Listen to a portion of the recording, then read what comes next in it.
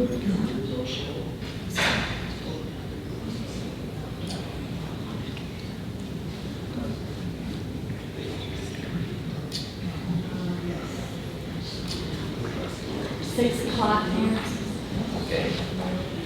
I'd like to call the meeting to order. This is a regular meeting of Vista City Council for June 22, 2026. We'll start with the Pledge of Allegiance. I pledge allegiance to the flag of the United States of America and to the republic for which it stands, one nation, under God, indivisible, with liberty and justice for all.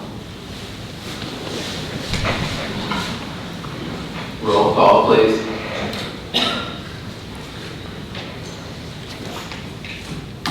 Council members Newport. Here. Wilms. Yes. Isbell. Here. Hanschel. Here. Hart. Here. And Hughes. Here. Thank you. The next item is citizen input, and we have 11 people, so we have the 30-minute time limit. So I'd like to have a motion from council that it's okay to go over the 30 minutes. So, second. That was Travis Hart and Larry Wilms. Roll call vote on the motion to allow citizen input over 30 minutes. Council members Newport. Yes. Wilms. Yes. Isbell. Yes. Hanschel. Yes. Hart. Yes. And Hughes. Yes. Motion carried 6-0. Thank you for that. Now we'll have the citizen input. Per the rules, there's a 3-minute per person time limit to address the council on any topic of that person's choosing. Total time allotted is normal 30 minutes, but as you heard, we just had a motion to go past that because of the number of speakers. So I'll call your name out when it's your turn. First one is Carol Quinn of 1 Teresa Drive in Bella Vista. It's about civic engagement. Good evening, Mayor, City Council members, fellow citizens. I probably won't even need 3 minutes, but I want to talk about civic engagement. And I want to thank you, Mayor, for all the efforts you have made. Everywhere I turn around when I'm at a public event, down at the Bella Vista Library or over at the bike park, or you're there and you're always answering questions. I'm sure it's not easy. You constantly interrupted and asked questions, but you've always done it, I think, in a very pleasant and professional manner. And along that same line, I want to talk about what I think government is. That's promoting transparency, easy access to information, and direct citizen engagement in all city decisions. That's actually not what I think. That's actually what Wendy Hughes has put in her website. And that's why I thought it was so astonishing that she would file this ethics complaint against you, which was published in the Gazette and also the Bella Vista paper. And the basis for complaint, and I can quote, is the use of taxpayer assets, headshot photographs of you for campaign materials, and Flynn using the city email address to communicate with an advertising agency to promote the city-sponsored Coffee with the Mayor events, which I thought was ridiculous because I thought what you were doing was exactly what Ms. Hughes thinks that should happen in city government, in good governance. So I'm not saying this to defend you or to criticize Ms. Hughes. What I'm saying is I hope that in the future we can avoid this kind of toxicity where we're filing ethics complaints when we can just talk to someone who's 2 seats away from us and resolve these, I think, very, very minor, if they're even ethics complaints. I mean, I've only been a lawyer for 40 years, but I think that these things are kind of specious. I'm not going to, of course, I don't have the ability to judge on them, but all I can say is I hope that you continue with your coffees, and if you want to have a little wine happy hour, that would be fine too. So thank you for all you've done for the city. Thank you. The next speaker is Danica Jensen of 17 Kensington Drive. Hello, it's Erica. Thank you for having me. I want to bring to this meeting tonight, I'm going to read it so I stay on time. I fully understand and support the city's interest in maintaining attractive neighborhoods and protecting our property values. Regulations should help preserve the character of our community, but in this particular situation, in this rule, I think it's over restrictive. I do have a camper in my backyard. I've had it there for more than 5 years with no problems. I have a 6-foot fence that protects the side of the camper. The camper is approximately 9 feet tall, meaning that the only few top feet can be seen from the side road. The location is behind my property with no neighbors in the back. It is not visible from the main road, only from the little cul-de-sac that is coming down, and it's only visible in a small section. The regulation becomes very excessive. I've been suggested that I can extend my fence 2 more feet, which is just more of an expense to hide what. I don't know what I'm really trying to hide or make more visibly appealing. I just think that the regulation should be based on practical impacts rather than absolute standards. And I just encourage the council to consider the language that allows reasonable screening rather than requiring complete invisibility, such as an approach would protect the neighborhood appearance while recognizing realities faced by the homeowners. My request is not special treatment, whether I ask for a balanced review of the ordinance to ensure it reflects common sense and reasonability.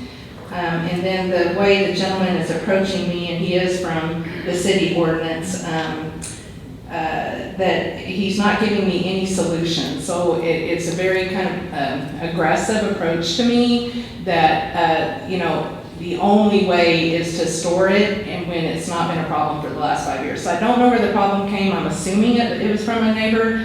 And I have, filed to see if I could work it out directly with the neighbor, but just trying to find a solution. I have reached out to his supervisor to see if maybe he can come to the property and we can work something out. I'm not certain what I have to do, but I think if we just had clearer language that allowed some protection would be better. So I'm just asking you all to consider that and to look at it. And let's not be the neighborhood that people don't want to move to because our regulations are so excessive that they don't want to be here. Anyway, I've sent you all an email with pictures attached so that you can see them and see what the visibility is, so that you can consider that. Thank you. Thank you. The next speaker is Mary Alice Estes of 77 Mackenzie Drive. Thank you for the time. Good evening. I'm here with a public safety concern. My husband Jim and I have lived off of Scottsdale on Mackenzie Drive since 2022. We frequently, like a lot of Bella Vistans, drive down Gordon Hollow to get to the Walmart in Jane. And as you travel down that street, once you cross over Arkansas into Missouri, there's no striping on the road. It's dark. It's windy, it's not well maintained. Now I know there's only so much you can do, but my request is that someone, or collectively, you use your ability to reach out to McDonald County and work collectively to get striping on Gordon Hollow for public safety. We drive that road so often, people are coming down the road towards us and they don't realize how much to the center they are. It's hazardous, especially with all the increased heavy-duty construction traffic that now has to access the Highlands from that route off of 71. I have raised this concern personally with the mayor, with another council member. The response from my email was from the mayor, I will look into it. And I've heard nothing further. So today I came to place my request collectively to all of you to see what you can do. And even if I only get a response that says, we tried but failed, I would prefer to hear that than silence on the issue. Thank you.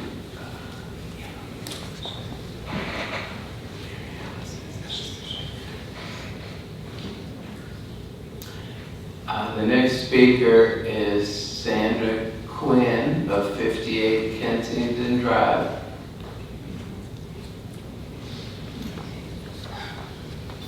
Good evening, Mayor and council members. Thank you for letting us speak this evening. I've got 2 or 3 things I'd like to talk about, but one of them is the Airbnbs that we have here.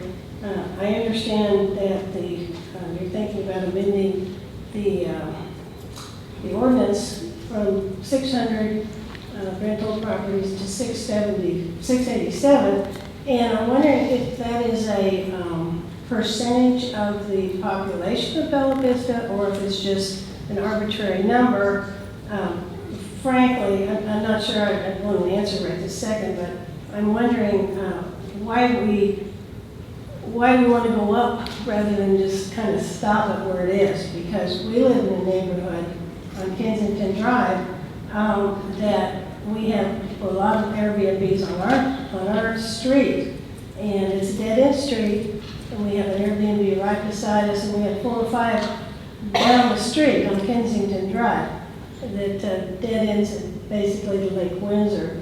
And the people that stay there are not interested in keeping the property up. They go outside and throw trash out and don't care what they're doing because they're literally gone. There's a septic the problem with the septic when they get 5 or 6 cars parked in the yard and on the side of the street. So there's always strangers in the neighborhood. So that's an issue that I'm a little bit concerned with because people are coming and going all the time. We don't know who they are. It used to be just a nice neighborhood, but when property values went up, people sold their house, made all the money, and think they're going to get it back with Airbnb. So I think that's a lot of the issue. But beyond that, I have another issue. The bikes are great things in Bella Vista. They're wonderful. We ride them ourselves. But we don't ride up and down Reardon, and we don't ride up and down Oldham, and that's where some of these people end up on their bike in these little narrow roads that we have.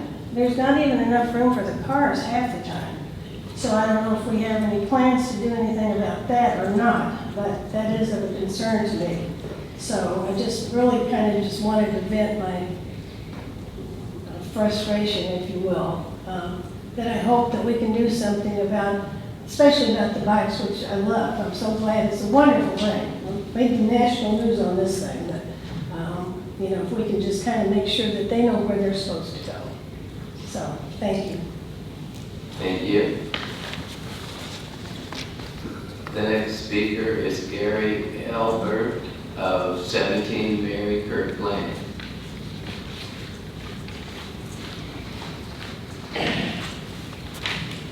Good evening, Mayor and council members. My name is Gary Albert, and my wife and I recently celebrated our 1-year anniversary as Bella Vista residents. My wife and I were drawn to Bella Vista, small town atmosphere and strong community spirit. This is my second time speaking to the council, and unfortunately it is again concerning short-term rentals in Bella Vista. Since I spoke about a year ago, our street has lost yet another home to a short-term rental to bring the total on our lakefront neighboring homes on our short cul-de-sac street to 4 out of 10 being short-term rentals. I'm strongly opposed to the proposed amendment for the council to increase the number of rentals permits from the current 600 limit. These short-term rental properties, mostly owned by out-of-town investors and not owner-occupied, are not homes. They're businesses operating in the middle of our neighborhoods. Allowing more permits would continue to make available housing for family and retirees more scarce and expensive. Clearly, short-term renters have no ownership or inherent desire to make Bella Vista better for the long term. There is a place for short-term rentals in Bella Vista, but they should be limited and managed. We're not asking for a short-term rental ban, we're asking for balance. I respectfully ask the council to please instead consider a concentration limit, such as not granting permits to new short-term rental applications that are within 200 feet of the existing permitted STR property. And since I know many of my neighbors are not willing to stand and speak, I'd like to ask, if you own and occupy a home in Bella Vista within 200 feet of a short-term rental, would you please stand? This isn't about punishing responsible hosts. It's about setting reasonable limits so we remain a community of neighbors, not a collection of weekend rentals, especially along our beautiful Bella Vista lakes. Thank you for your time and attention. Thank you.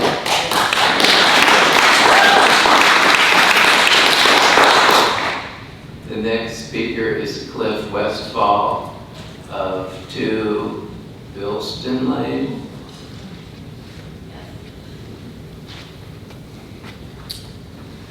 Good evening. Thank you for letting me speak tonight. I'm going to be winging this.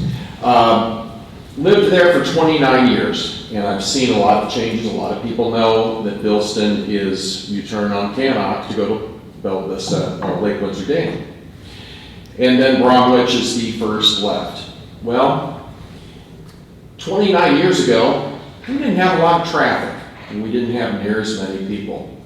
But now, with all of the population increase, with the increase of people visiting Bella Vista, we have a lot of people coming to Lake Windsor, and that's great. The problem is they're not quite, a lot of people aren't quite sure how to get, even though there's a sign on 340, they're still not sure how to get to Lake Windsor. And I feel like we have a twofold problem. The first problem is that people will turn on Bromwich and they think they're going to Lake Windsor, and then they get mad. And then, oh shoot, I didn't go the right way, and they floor it back up Bromwich.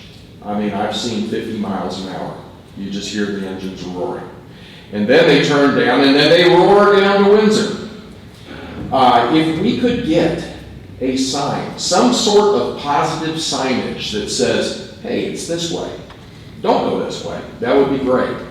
The other problem is that we are now, we're getting a bunch of people that, again, are roaring down both of those roads, Bromwich and Cannock. And this would be a prime place to put either a speed bump or a speed table.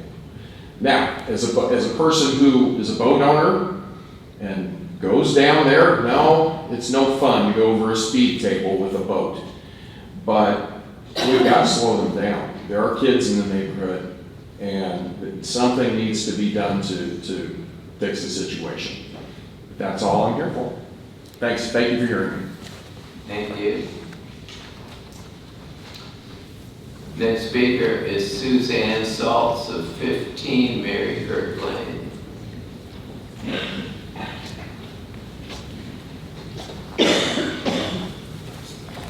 Good evening, Mayor, members of the City Council. I will be speaking on your unfinished business ordinance amending Section 1643 active permit maximum. We have owned property in Bella Vista for about 12 years and living here permanently for the last 4. We have never rented our home. When we were using it as a vacation property, we let it just sit empty. When we purchased in 2014, there were 3 long-term rentals on our street. Only one of them was on the lakeside. Since 2024, every single time a lake home is sold, it has been turned into a short-term rental. And as my neighbor, Gary, has said so eloquently, 40% of the lakefront homes on our block are now short-term lodging. This is not a neighborhood slowly changing by chance. This is a pattern, and it's changing the character of our street. I want to be clear, I'm not saying that Bella Vista homeowners should not be allowed to rent a room or to occasionally rent their home. That's not the problem. The problem is investor-owned short-term rentals. People from outside Bella Vista are buying homes here, sometimes multiple homes, and using them as businesses in our neighborhood. Other cities in Northwest Arkansas has recognized this issue and has put in short-term limits. Example is Fayetteville. So in 2025, Fayetteville had a little over 45,000 housing units, and they capped short-term rentals at 475. That's about 1%. In Bella Vista in 2025, we had over 14,000 housing units, but our short-term rental cap, which is what it's at now, is 600. That's over 4%. If Bella Vista followed Fayetteville's housing unit standard, our cap would be about 152. That lets you know the difference. And even a citywide cap is not enough if short-term rentals are allowed to cluster on certain streets like it's happening in our neighborhood. No residential street should be allowed to be turned into a lodging district. I understand the state is considering to take away the rights of Arkansas cities to regulate short-term rentals. But if communities across Arkansas stand up against outside investors and stand up for their citizens, our representatives at the Capitol will have to listen. People want neighborhoods where they know their neighbors by name, neighbors where they feel safe having their children play, and without extra traffic and influx of transient visitors. I am asking the City Council to protect our residents by holding the citywide cap where it is and adopting real neighborhood density limits, especially for non-owner occupied investment properties. When we first vacationed Bella Vista, we attended a community event, and I purchased a mug, which I brought here today, and it says, Bella Vista, a place to call home. I ask all of you, please keep Bella Vista a place to call home. Thank you.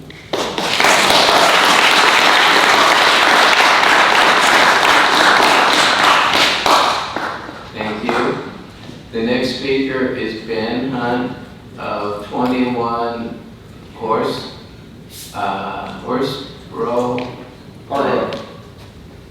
Harborough Mayor. Harborough. Okay. Good evening, Mr. Mayor, council members, and fellow residents. My name is Ben Hunt, and I'm running for mayor. Not for ego, I got rid of that poison idol years ago. I actually consider myself the least important person in this room, so I'm not here for attention. I'm here because I believe Bella Vista deserves leadership that is focused on one thing above all else, and that is prioritizing our residents.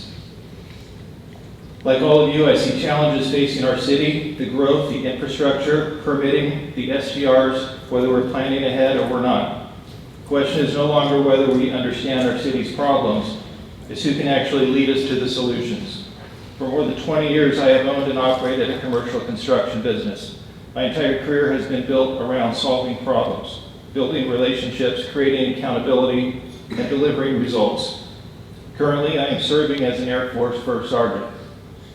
For those unfamiliar with that role, the First Sergeant is the person our troops turn to when things aren't working, when communication has broken down, when teams are divided, when accountability is missing, and when people need someone who will step forward, take responsibility, and take action. Not because it's easy, because it's necessary. That's the type of leadership I will bring to Bella Vista. Bella Vista needs more problem solving, more teamwork. Bella Vista needs better results for Bella Vista. And that starts with culture. Culture determines how our city staff members serve our residents. Culture determines how departments work together. Culture determines whether problems get solved or passed along. I will build a culture of accountability, professionalism, communication, and elite customer service. A culture where every teammate understands the mission, and that mission is serving you, the residents. One of the most important responsibilities of mayor is often overlooked. Who is the chief negotiator for the city of Bella Vista? It is absolutely the mayor. The mayor negotiates with developers, regional partners, state leaders, organizations that impact our future. What you can expect from me is every one of those negotiations will begin and end with the same question. What is best for the residents of Bella Vista? Because I will not be negotiating for them, I will be negotiating for you. I will be your advocate. I will be your voice, and I'll be fiercely loyal to the people who call Bella Vista home.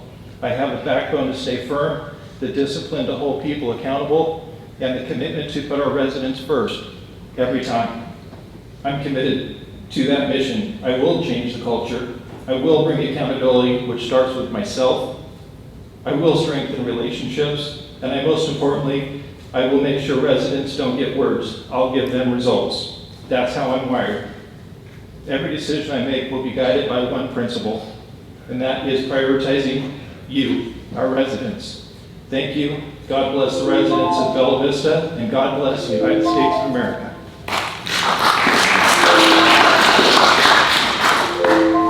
Thank you. The next speaker is Matt Sanders of 7 Nantwich Drive.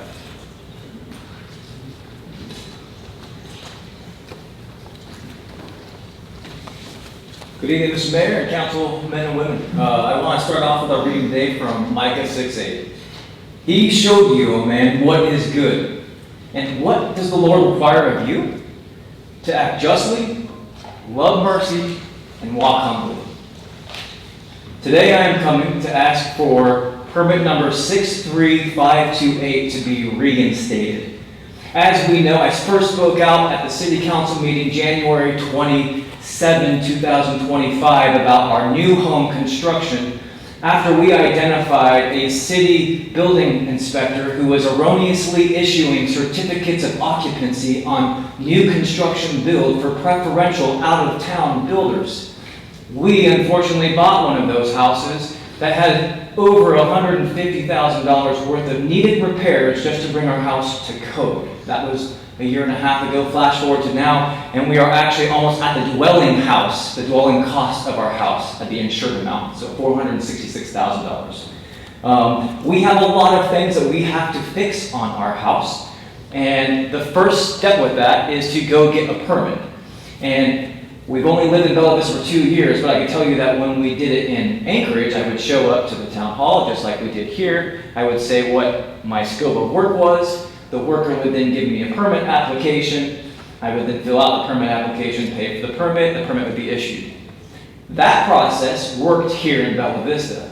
However, permit number 63528 was voided, and it was voided by Inspector James and Roger Greer, and it states, quote, voided for filing a false permit application and false permit.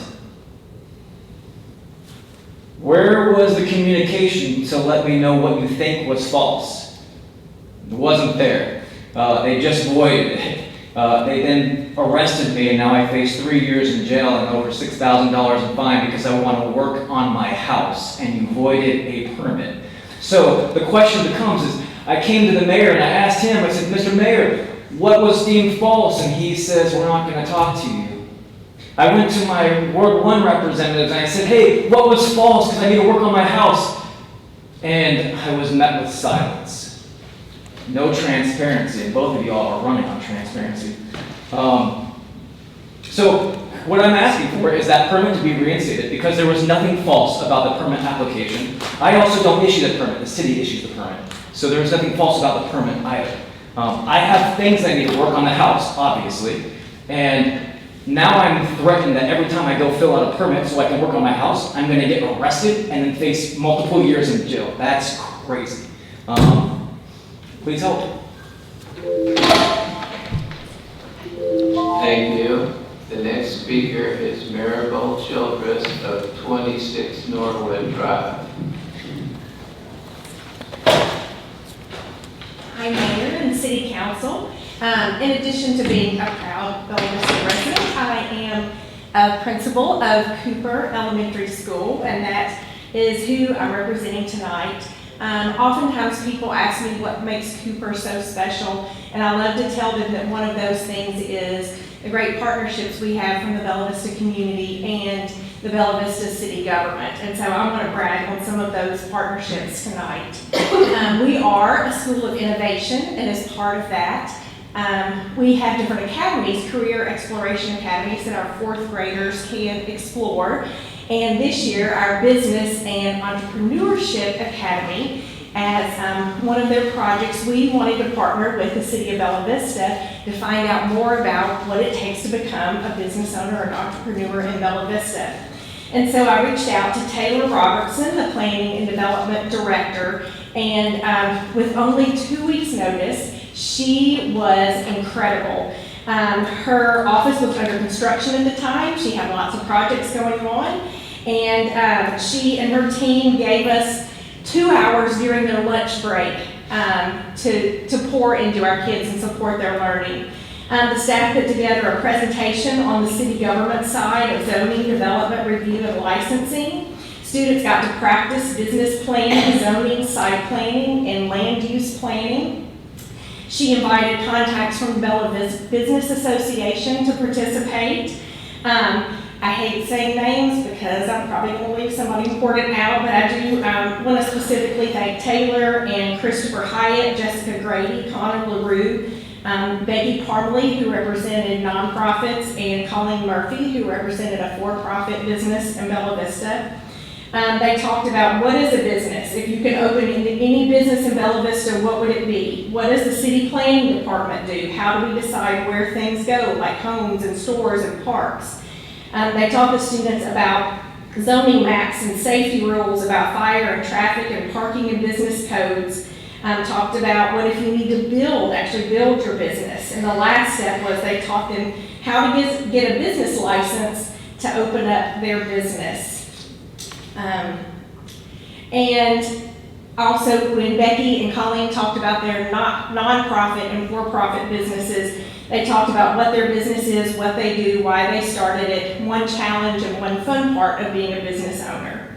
And the highest compliment of all was afterwards when Taylor reached out to me and asked if she could keep the students' business plans to post in her office. And they were amazing. She shared copies with me. I could tell how much they learned and the detail they put in their plans, like saving just the right amount of handicapped parking spots to put in front of the businesses they created. So just wanted to give a shout out to Taylor and the Planning and Development Department tonight. Thank you.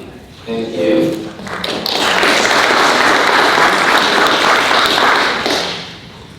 The next speaker is Eric Wellis of 50 Blackman. in Bella Vista. Good evening, all. I'm here to urge this council to pause before expanding short-term rentals in Bella Vista. I say this not just as a frustrated neighbor, but as someone who has watched this story play out in real time before. My family moved here from a small town in Montana. When we arrived there, it was a real community. I cared enough about that community to serve on a short-term rental committee, putting forward recommendations to the council to try and get ahead of the problem. Over time, short-term rentals multiplied anyways. Long-term residents left, and houses sat empty most of the year. Rotating strangers replaced real neighbors, and the soul of that town quietly disappeared. We moved to Bella Vista in part to escape that, and yet here I am. Directly across from my house is an Airbnb that has hosted no fewer than 6 parties over the last year. Last week, I called the police after 20 to 25 guests across 12 to 14 vehicles were parked illegally across 2 streets, including 2 trucks on my front lawn. I let the chaos and noise go for hours. At 1 a.m., I watched 3 guests walk from that Airbnb across the street to those trucks parked on my lawn, undo their zippers, urinate on my lawn, and then snort what appeared to be illegal substances directly outside of my daughter's bedroom window. This is the second time I have called the police on this property. Had I called every time, it would have been 6. I know code enforcement exists, but when the profit from one weekend booking outweighs the cost of a citation, nothing changes. I urge this council to increase fines, raise licensing and permitting fees, make operating a short-term rental here a serious commitment, not a business that profits from our streets while our families pay the price. Thank you.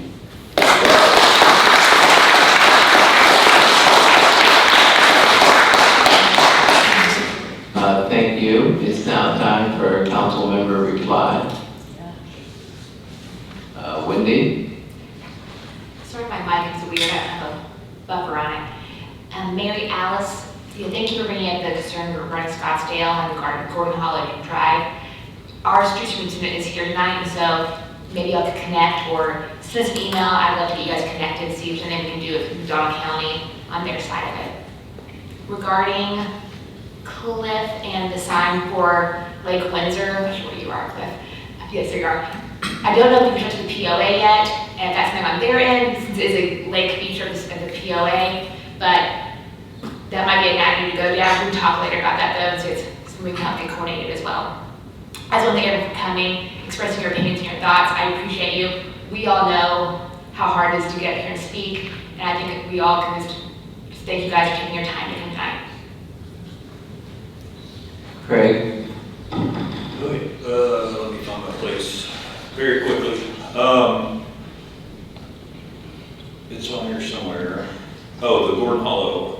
Yeah, and I didn't catch the lady's name. I apologize. I live out Scottsdale also, and I've been in close conversations with Karen. Karen and I talked about the trail, about getting that cleared away. Worked with Karen on getting the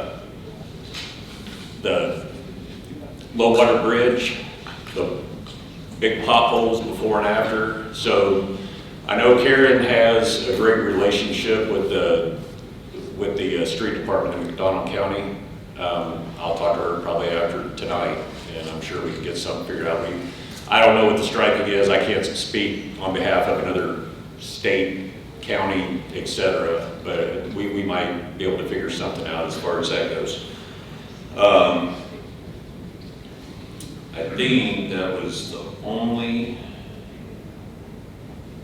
as far as the speeding and all that stuff, I understand, bike safety, the narrow roads, all that stuff. Those are huge concerns that I share as well. I think that's the only thing I had comments on. I'll save my other comments whenever we get onto the agenda as far as the STR stuff goes. I don't want to bog everybody down right now on the front end. I'm sure we'll have quite a discussion here in like 10, 15 minutes. Anyway, thank you. Larry Wilms. Necessities, I did talk to the commissioner at McDonald County Highway, and their policy is not to stripe their center lines anywhere on county roads. Now that's a different standard perhaps than in Arkansas. You may recall that way back about 2012 area, the city of Bella Vista received queries and asks from the citizens to make a better connection between Scottsdale and the state line for access, because it was really a back narrow road, gravel, 1.5 lanes. So the city, that was one of their early projects. They paid for the construction of that road. McDonald County, I believe, was the primary contractor. It was paved and paid for by the city, and the city striped the entire section. But because McDonald County's policy is that they don't stripe center lines on any of their town roads, the paint wore off, and Bella Vista continues to repaint theirs, but McDonald County doesn't. The commissioners did say, I'll look into it, but it said our policy is not to do center line striping. So, just for your information. Travis. Yeah, thanks for taking time out of your nights and joining us and staying engaged on issues that are important to you. I would like to encourage everyone, again, I've said it in the past, but I'll remind you all, if you have a problem with guests at properties that you're adjacent to or nearby, please notify the police so that they can have record of that. So it sounds like that happened with this most recent case I was made aware of, so thank you for that. And then I'll just say that I think one of the ways to decrease the demand for STR permits is to allow somebody to sell a short-term rental that's operating and allow the transfer of that permit with them. So that's something that I've talked about with the council, and I feel like I didn't have support in the past, but maybe we can revisit that conversation. Okay, I would like to thank everybody for speaking. I thought it was interesting that there were so many different topics. Usually when we have a lot of speakers, it's all on one topic. It's a little bit of a microcosm of how challenging these political jobs can be. I did want to mention one thing. I do appreciate everybody coming to speak. We've had some FOIA requests that are problematic from time to time. And we have one right now that someone submitted about STRs. And I just ask that people give a little more thought before they submit things. They asked for every email on STRs since we started. So that's 50,000 pages. And 1 or 2 employees have to look through those 50,000 pages. It's quite common for people to make requests that are, the Freedom of Information Act law is very liberal and everybody likes open government. We're not trying to hide anything. But you're putting a burden on busy employees that in some cases are spectacular. And I think sometimes people don't realize it. So try and tailor your requests a little more and, it'd be helpful. Thank you. Next item is reports. And the first report is certificate of recognition. I will read this, and then we'll have the people come up and I'll present it and have a photo. This has to do with the Master Gardeners, actually, of Benton. I'll explain a little about it first. Master Gardeners of Benton County. And Larry Williams brought this to my attention. They got an award for fixing up the garden that's at Mercy Hospital. And it was a tremendous amount of work. And the state Master Gardeners gave them an award as the outstanding project of the year in the whole state. So even though it was Benton County, the garden is in Bella Vista, and the folks working on it are.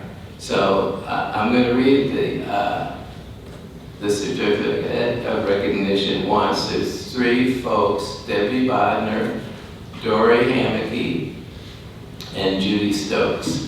And it says certificate of recognition presented to Debbie Bodner in recognition of your work with the Benton County Master Gardeners on the revitalization of the Bella Vista Community Garden located at Mercy Bella Vista, resulting in not only a vibrant garden, earning the state's Master Gardener Project of the Year, but a productive food source, growing nearly 2,000 pounds of produce for the NWA region via the Mercy Food Pantry, presented this 22nd day of June, 2026.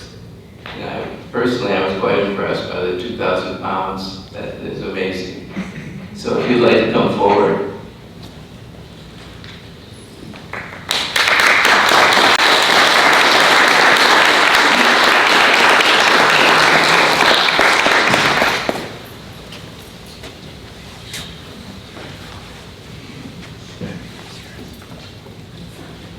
Thank you so much. Debbie,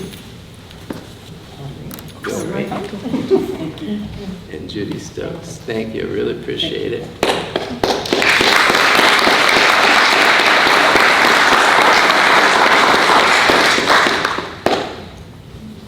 Thank you. Thank you. It's so impressive, ladies. And thank you, Larry. Thank you, Debbie.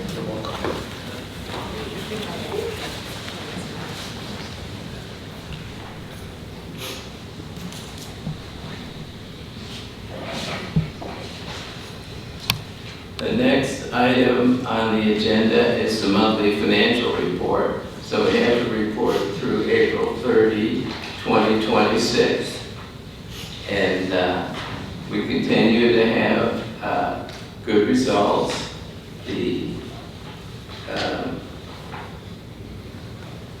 On the revenue side, our total operating revenues compared to last year are up 7.2%.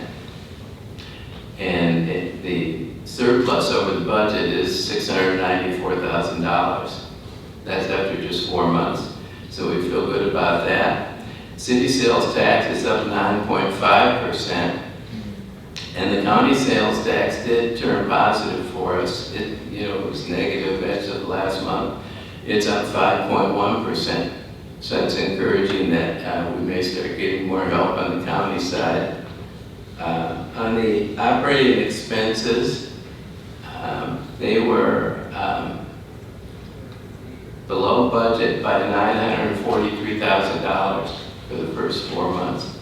So we're really encouraged by our results so far. We continue to have a safe reserve, and so pretty happy with the results.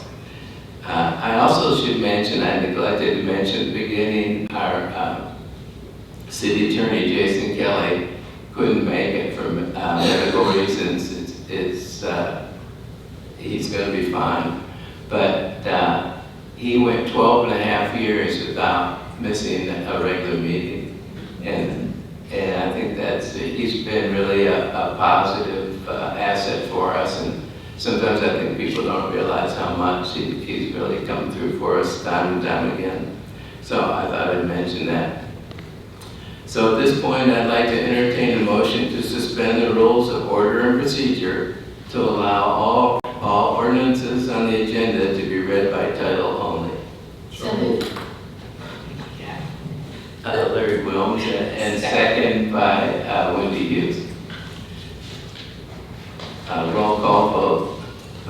motion to suspend the rules? Council members Newport, Yes. Wilms, Yes. Isbell, Yes. Hanschel, Yes. Harp, Yes. and Hughes. Yes. Motion carried 6-0. Thank you for that. On the consent agenda is the approval of the minutes of the May 26, 2026 meeting. Move to approve. Second. That was Larry Wilms and Anna Isbell. A roll call vote on the motion to approve minutes. Council members Newport, Yes. Wilms, Yes. Isbell, Yes. Hanschel, Yes. Harp, Yes. and Hughes. Yes. Motion carried 6-0. Thank you for that. Next one is under unfinished business, an ordinance amending section 16-43, active permit maximum of the Code of Ordinances of the City of Bella Vista to increase the maximum number of short-term rental permits from 600 to 687 and for other purposes. And this is on second reading. Is there discussion? Craig? Well, the only thing I will say, I do have a few things to say, but one thing I would encourage everybody that got up and spoke tonight, I really hope that you guys reach out to your legislators at the Senate level, because this is going to be something that's going to impact you at the state level that we won't have in control. If things go how they're predicted next spring, when the STR bill comes back around, I just encourage everybody to keep track of this and relay and, get your opinions across to your legislators early. Don't wait until it's, they're getting 500 phone calls a day. Have these conversations now. As far as increasing the maximum, I touched on it at the work session. I hate that Jason's not here tonight. I didn't have a conversation with him after the fact, but I'm not comfortable with any seated council member and or anybody sharing the dais up here, voting to increase. I think it is, I don't think it doesn't sit well with me to increase and then have an opportunity to go out and get permits yourself when it just doesn't hit right with me. I could be totally wrong, I'm no lawyer. But that's the only thing I would encourage everybody to get in contact with your senators, et cetera. If this is an issue that you're concerned about, get started now. Thanks. Shay, Newport. Thank you, Mayor. I just wanted to add clarity to what Councilmember Hanschel was sharing. Just for those who might not be familiar, but the state is considering removing the city's ability to regulate STRs whatsoever. And so I just want to make sure that that was clear. So if you don't reach out to your state reps and your senators expressing how you do want your city to have the ability to regulate and set a cap or set any kind of ordinances around that, if that's important to you, I would definitely reach out. If that law goes through, then all of our ordinances will be defunct. So I just wanted to add that. And then additionally, we've had some conversations around density and changing that. And so I do think I would anticipate an amendment coming forward that would help with the density issue and having so many within a certain area. It's certainly something I support. So I just wanted to appreciate all the folks who spoke to that. I think it's a really reasonable request. Thank you. Wendy? I just had a really quick question. Taylor, can I ask you a question regarding the number of permits that are active? The site hasn't been updated since the 12th. I didn't know where we were at on that. If you knew. I think Friday's report said 592, but that is currently issued. So we've theoretically hit the cap. There's 8 that are pending payment. Okay. So they've been reviewed by staff and sent a link to pay, and once those are paid, the permit will be issued. So okay. There is a wait list right now. All right, thank you.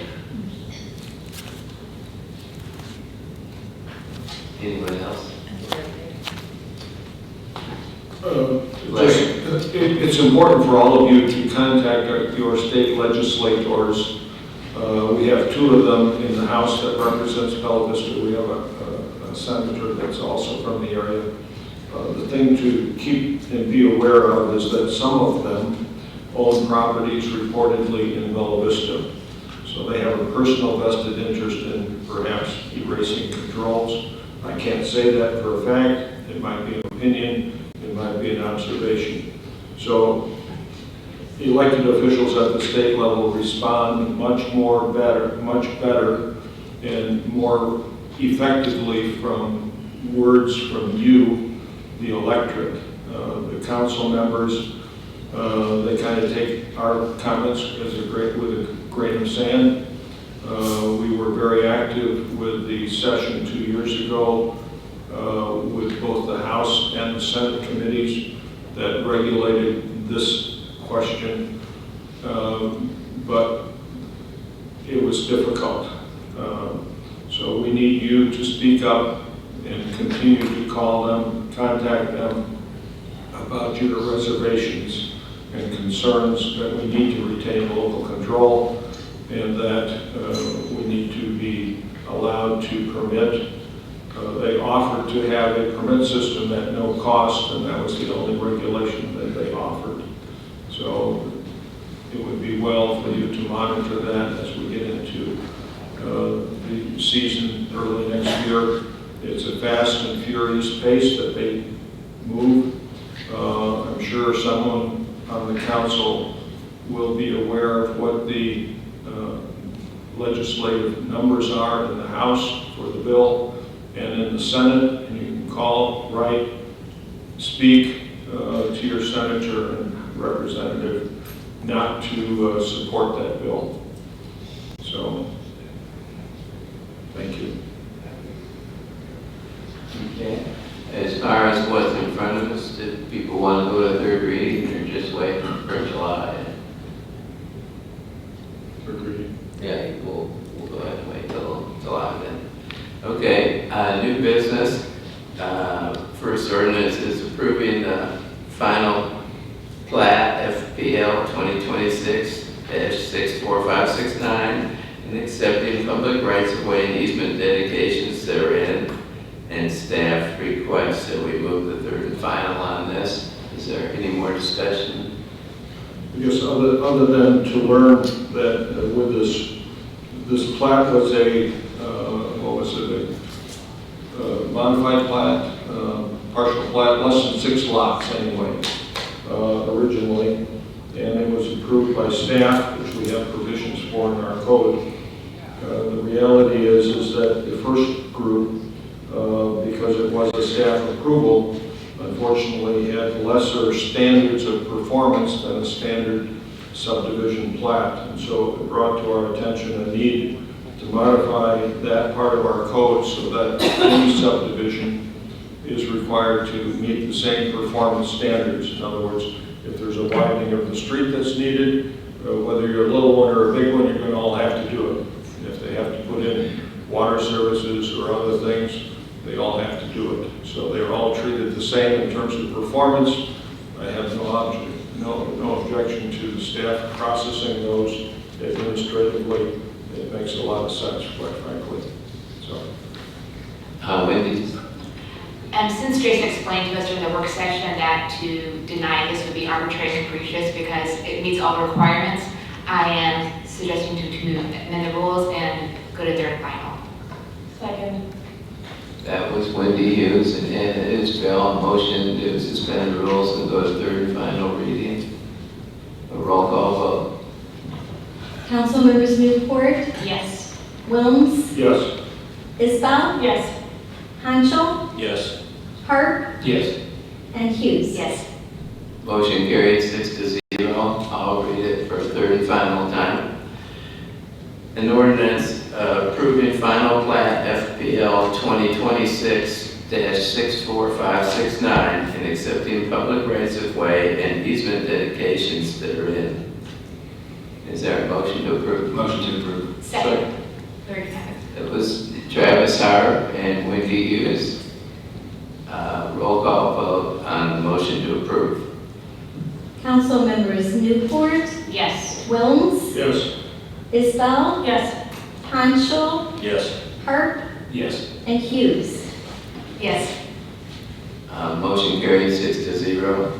Next one is an ordinance requiring orientation and continuing education for elected officials of the city of Bella Vista, Arkansas, establishing minimum training requirements, providing for reporting of compliance, and for other purposes. This is on first reading. Craig? The question I had, I spoke briefly with Wanda. Now, when we go to the Arkansas Municipal League annually, something similar to this is offered through the Municipal League that the city already pays for by attending, correct? Or how does that work? Twice a year, the Arkansas Municipal League holds a conference, a convention, that's January and June, we just got back. And that is also if you're registered and the city pays it, then if you can't attend, you have access to all of those courses on the hub, which is their educational app. Do we have access to the hub? Yes, we've had access since it started about 2 years ago. Any day of the week? Like, 365? yeah, it's an app and you just. Because the only reason I was asking, because I'm not opposed to educating, anybody further in their education. Like I said at the work session, Robert's Rules, read this 10, 15 years ago. I think we could all just watch planning commission meetings anytime. I see this as just an expense for the sake of having an expense or having something to hang your hat on when you're running for office or whatever. I really don't see the benefit to it since we already have it's already available. We have access, so I don't see the need or anything else really to like pile on. So anyway, that's my 2 cents. Travis? Thanks, Mayor. I kind of like to echo some of what Honcho articulated is this is already provided. We already have the option here. I know everyone that I was elected with, we all attended the onboarding training. I don't think that this has any nefarious intent. I think the intent behind this is good, but really what this would do is just be able to publicly shame somebody who wasn't able to attend. And the only problem I have with this is because Section 8A and Section 8B, the requirements are mandatory duties of office, and then Section 8B says nothing in this ordinance shall prevent an elected official from assuming or holding office, and these two can't logically coexist together. So in my opinion, I'm not supportive of this. Wendy? I think there's a marked difference between having things that are available for you and then actually doing them. And I can't think of an industry or a world or a lot of careers or jobs that we do that you don't have to have some sort of extra training, annual refreshers, be it in the medical world, education, engineering, law, corporate America. There are set standards that you have to every year just refresh because it's best practice. I think that's a minimum standard that should be extended for all elected officials across the board. I think that we all learn things. And again, you can attend the conference. It's readily available. And when you attend the conference, even if you can't attend, but you register, you still have access to all the lessons for free that were provided. They're fantastic. I utilize them. I attend the conferences. For the ones I haven't attended, I've gone back and rewatched the other ones because I want to learn more. Again, it's 30 minutes a month. It's 6 hours a year. This is not overly strenuous. This is an easy ask, and I think we probably should do for the public to know that we are taking this seriously. It's not just being here for 2 hours a month and then clocking out.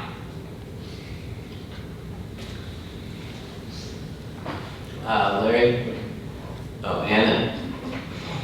I can see both sides. I do think that, as Wendy Hughes stated, yes, in any career that we have always have ongoing training, so I don't think this is anything that's any different than any other position I've held. I do think that we do have a higher standard though as an elected official, and the expectation is that we do put in a little bit of that extra time and effort. And I don't think it is too much to ask to have this. I don't believe it'll be used as a shaming tool because I actually believe that everyone up here is going to take their job seriously and is going to complete those hours. So I still support this. Great. Well, I mean, the shaming's already kind of begun different ways, but my point is that everything starts here. Robert's rules. That's everything you're going to learn is in that book, and it's expanded on from that book. I just think that, you know, if you want to say that we're all required to watch every planning commission every month, I'm fine with that because that keeps you engaged with the community directly. You know what's going on with the community, and that keeps you engaged with how the planning, the zoning ordinances and everything else that we as a city, because every city is different, you know, having my background from Fayetteville, we've never had a PZD here. I mean, we could talk language that nobody in this up here even knows what it is. That's what I mean, is that I just think that if we, making it a required something, just for the sake of hitting a mark and furthering education, all that stuff, that's fine. I'm not opposed to that. I'm not even opposed to this, but it just, I don't see the point of how it's going to be of a benefit, because you're going to learn things that you're never going to apply in this setting, that you're going to be learning. You're going to be learning techniques or whatever that you're never going to utilize here, because our city, our community is wholly different than what other communities are. Now, Wendy? So you get to kind of pick what you want to learn about. And so one thing we required is annual FOIA training, just 1 hour, which is Arkansas specific because we have the strongest FOIA laws in the state, but they do change. They have changed, and I'd rather personally not intentionally do something wrong. And so if I'm required to learn about it every year, it's a safeguard for not only myself, but for us as a council, us as a city. But if you want to only zone in the other 5 hours on planning and zoning, have at it. If somebody wants to learn more about budgeting and financing, if somebody's on a committee in the city, and I think there's a finance committee, that person wanted to learn more about that, and Arkansas finance and laws, please do that. If you want to learn about ethics and conflicts of interest, if you want to learn about economic development, these are all things you can pick and choose. Pretty much anything that involves cities and government in Arkansas, and use it. And I think Robert's Rules of Order is great. If you want to add on there as a possible thing you could read every year, if that takes you 6 hours, have at it. But I think that you're making a mountain of a molehill, honest, to be completely honest. Travis? My son's principal's in here, so she'll be happy to know that I tell my children and I tell my subordinates and my peers alike that learning is a requirement until retirement and it's optional. My biggest problem with this is that you can't logically have something that says this is mandatory part of your job, and then in the next section say this is not mandatory part of your job, and therefore I have a hard time supporting this. Again, I do believe the intent behind it is well stated.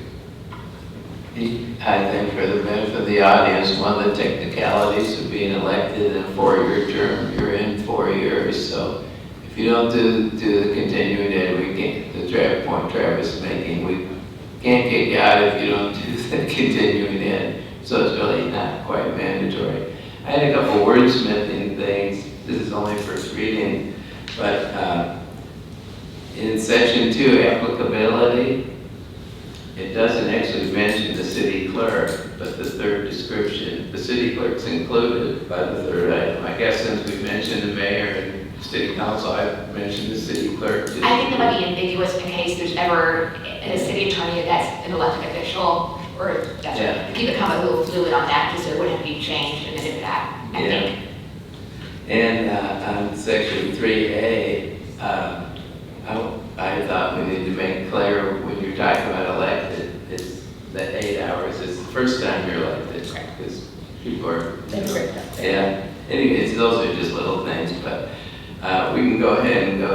second reading and look at it that way.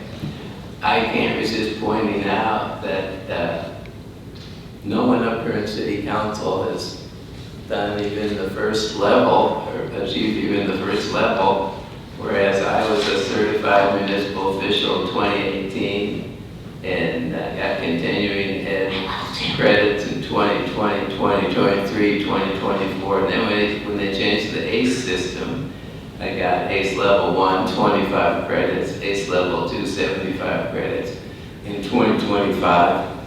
Now, in the defense of the city council, a lot of you are pretty new, and it takes a while. I am level 2 though, so thanks. So, Larry? Yeah, I guess one observation is that most people in Arkansas, in Bella Vista at least, are from another state somewhere along the line, either recently or a long time ago. I've been here 20 years. I've worked in the municipal field my whole career in one capacity or another, not elected, but appointed for different boards and commissions and things. What's interesting is Arkansas has some unique laws because we're a property rights state. So the focus of those laws and how they're written and what we can do are different here than they are in Missouri and our neighboring states. Not every state is a property rights state. So our rules here are twisted a little bit different. And so how we might want to do something, we can't, perhaps because of that. The other reality is that Bella Vista is the only city in the state of Arkansas, and maybe one of only several in the United States that was formed after a developer came in and developed the whole city, built and sold all the lots, and created all of the regulations that are recorded as deed restrictions. And so that ties our hands a whole lot in doing some things. But we've had workarounds and other things that have been effective. We've made a good partnership with the POA on the trail system and other activities. And with the developer on certain things, we've had to actually file papers in the courthouse to make them agree to things that they said they would agree to. But it's a different role in Arkansas, different role in Bella Vista from Arkansas. So thank you. Education is good. Okay, so I guess we'll go to second reading on that, and you guys can discuss it some more. Next one's a resolution authorizing the city to initiate legal proceedings against Bella Vista Village Property Owners Association, Inc. to facilitate condemnation and possession of real property for purposes of completing the public safety radio tower project, and further authorizing settlement in the total amount of $67,000. Chief, did you want to speak briefly on this?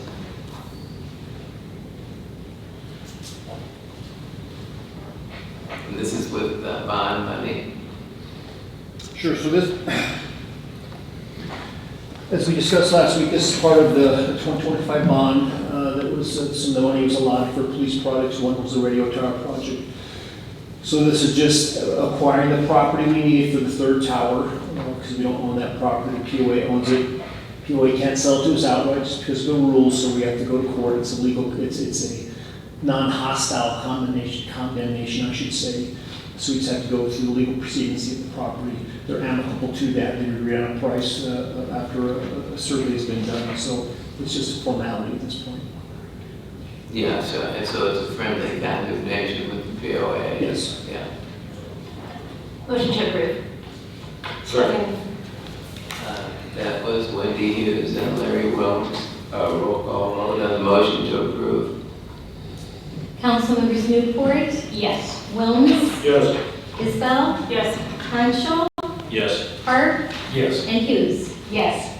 Motion carried 6-0. Thank you for that. Next one's a resolution authorizing the mayor and city clerk to enter into a contract with Superior Automotive Group of Siloam Springs pursuant to a state procurement contract for the purchase of 5 Dodge Durango AWD pursuit vehicles with equipment upfits and 2 2026 Chevrolet Silverado pickups with equipment upfits in the total amount not to exceed $394,601.21. So again, this was approved through that same bond. This is a portion of the money for 2 years worth of police vehicles. This is the first year. We had $1.2 million allotted for that, and so this is slightly under half of that. We'll do the rest in 2027. But this was round out the fleet of replacement vehicles we need for this year due to mileage, wear and tear, and it's just a standard rotation of vehicles we do throughout the department every year. Yes. Hey, Chief, why did the price change from last week is Sure. 386, now 394? It went up a little bit when we went back and looked at the price sheet. So you have a vehicle price sheet and then an upfit sheet for the equipment, specific police equipment for each vehicle. When the Superior Automotive sent us the upfit sheet, something in their system it listed all the equipment and individually priced it, but it didn't, when it added it up to the bottom, it didn't add up some of the communication equipment on 2 of the trucks. We found that error, we went back, it was a clerical error based on the computer. It wasn't anything different. We're not getting anything less or anything more. It's just they weren't charging us. It was roughly about $4,000 on one truck and about, I think, 5 on the other, and so that's why it went up slightly. So move to approve. Motion by Larry Wilms, Second. and second by Anna Isabel. Roll call vote on the motion to approve. Councilmembers Newport, Yes. Wilms, Yes. Isbell, Yes. Hanschel, Yes. Hart, Yes. and Hughes. Yes. Thank you. Motion carried 6-0. Next one's a resolution amending the 2026 city budget to appropriate $120,000 in development impact fee revenue related to public safety building additions. So we talked about this last week as well. This has to do with the requirement through a city ordinance that a sidewalk needs to be built, a public access sidewalk. When certain structures were built in Bella Vista now, and so when the police department was built here several years back, that requirement was in place. For some reason, it wasn't done, it wasn't brought to our attention, and it slipped through the cracks. And so as we went to develop some property in the back of the streets department that the police department has a building on, and we started developing there, it was brought to our attention. That sort of triggered this once again because it brought to our attention that we didn't do that in the first place. And so we need to maintain or to be within city ordinance. We need to build a sidewalk from the south side of the property along Forest Hills Boulevard, all the way to the north side, along Streets Department, butting up against the property now that the VA owns, and they're going to build a building there. They'll also run the sidewalk, which will then take it up to Rogers Road. And so this is just going back and fixing an error that we didn't do, and we should have done it a couple years back. And we are going to use impact fees for this. Motion to approve. Second. That was Wendy Hughes and Larry Wilms on motion to approve. Roll call vote. Councilmembers Newport, Yes. Wilms, Yes. Isbell, Yes. Hanschel, Yes. Hart, Yes. and Hughes. Yes. Motion carried 6-0. Thank you, Chief. Larry Wilms? It kind of makes me cry.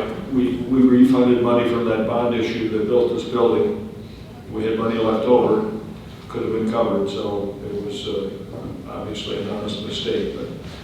And money that didn't come out of our budget, actually, because we could allocate this, so I feel bad that we had. I'm not so sure about that. I thought we spent a penny on this building. And I spent everything I had. I had $18.8 million for this building. We spent about every penny of it. Now, if there was money left over citywide for the whole bond, I'm not sure. Yes, because we refunded, I don't know, several $1 million. I'm not sure. I don't think so. Okay, announcements. The next city council work session is 6 p.m. Monday, July 20 at Bella Vista District Court. Next city council regular meeting 6 p.m. Monday, July 27 at Bella Vista District Court. Planning Commission work session 4:30 p.m. Thursday, July 2, Bella Vista District Court. Planning Commission regular meeting 4:30 p.m. or immediately immediately following BCA, Monday, July 13 at Bella Vista District Court. Board of Construction Appeals, 3 p.m. Tuesday, July 14, if necessary, at Fire Station Number 1, Conference Room 103, Town Center. Thank you very much for your participation. We are adjourned.